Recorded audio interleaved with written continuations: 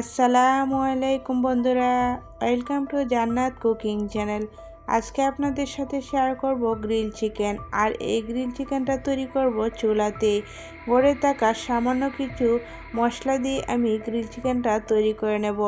আশা করছি সকলের কাছে খুবই ভালো লাগবে আর খেতেও হবে একেবারে রেস্টুরেন্টের মতোই। গ্রিল চিকেনটি তৈরি করে নেওয়ার জন্য আমি এখানে 1.5 কেজি ওজনের একটি মুরগি খুব সুন্দর করে পরিষ্কার করে ধুয়ে নিয়েছি।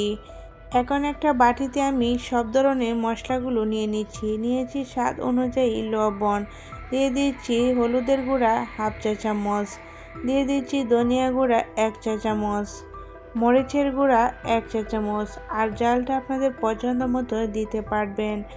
এখন দিয়ে দিচ্ছি ভাজা জিরা গুঁড়া 1 চা চামচ, গরম মশলা গুঁড়া 1 চা চামচ, আর এখানে দিয়ে দিচ্ছি আদা রসুন বাটা 1 টেবিল চামচ, 2 টেবিল চামচ টমেটো সস,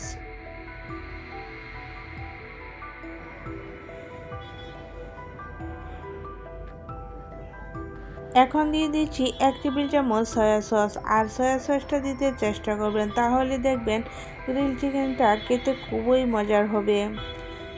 এখন আমি সবগুলো উপকরণ খুব সুন্দর করে বাটির মধ্যে মিশিয়ে নিচ্ছি। সবগুলো মশলা খুব সুন্দর করে মিশিয়ে একটা পেস্ট তৈরি করব। আর এখানে কিন্তু পানি দেওয়া লাগবে না, কিছুক্ষণ মিশিয়ে নিলে দেখবেন সুন্দর একটা পেস্ট তৈরি হয়ে যাবে। এখন আমি এই চিকেনটার উপরে খুব সুন্দর করে মশলাটা মাখিয়ে নেব। আর এই মশলাটা আমি হাতের সাহায্যে খুব সুন্দর করে মাখিয়ে দেব।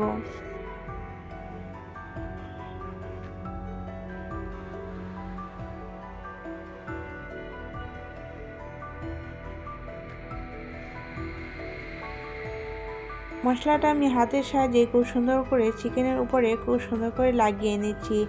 প্রতিটা কর্নারে খুব সুন্দর করে লাগিয়ে নিতে হবে, যাতে মশলাটা সব জায়গায় সুন্দরভাবে লেগে যায়।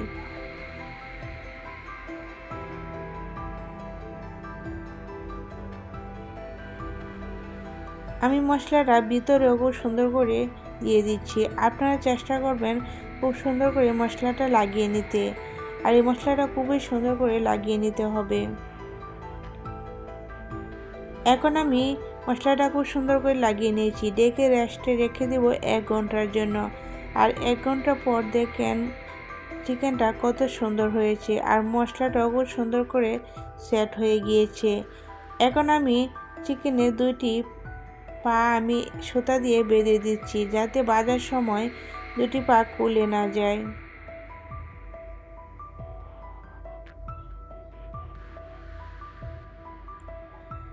সুতা দিয়ে 2টি পা আমি খুব সুন্দর করে বেঁধে দিয়েছি। আর এখন এটা আমি ফ্রাই করব। চুলায় একটি প্যান বসিয়ে দিয়েছি আমি এখানে 1/2 কাপ সয়াবিন তেল। আর তেলটা খুব ভালো করে গরম করে নিয়েছি। আর চুলার আঁচটা মিডিয়াম টু লোতে রেখে দিয়েছি। গরম তেলের মধ্যে মশলা মাখানো চিকেনটা আমি দিয়েছি। এখন নাড়াচাড়া করে দিচ্ছি, যাতে নিচ দিয়ে লেগে না যায়। অনেক সময় দেখবেন প্যানের মধ্যে নিচ দিয়ে লেগে যায়। আর কিছুক্ষণ পর পর আমি উলটপালট করে চিকেনটা ভেজে নিয়েছি।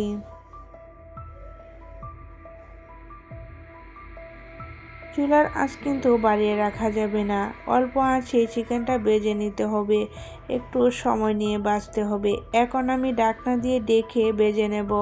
ঢাকনা দিয়ে ঢেকে আমি 7 থেকে 8 মিনিট পর আবারও উলটপালট করে দিয়েছি। এরকম করে আমি চিকেনটা ভেজে নেব। কিছুক্ষণ পর পর উলটপালট করে দেব আর ঢাকনা দিয়ে ঢেকে দেব, তাহলে দেখবেন চিকেনটা খুব সুন্দর করে সিদ্ধ হয়ে যাবে আর ভিতর পর্যন্ত খুব সুন্দর করে কুক হবে। আবারও আমি ঢাকনা দিয়ে ঢেকে 7 থেকে 8 মিনিট ভেজে নেব। এখন আমার চিকেনটা প্রায় ভাজা হয়ে গিয়েছে। এখন আর বেশি সময় নিয়ে ভাজবো না।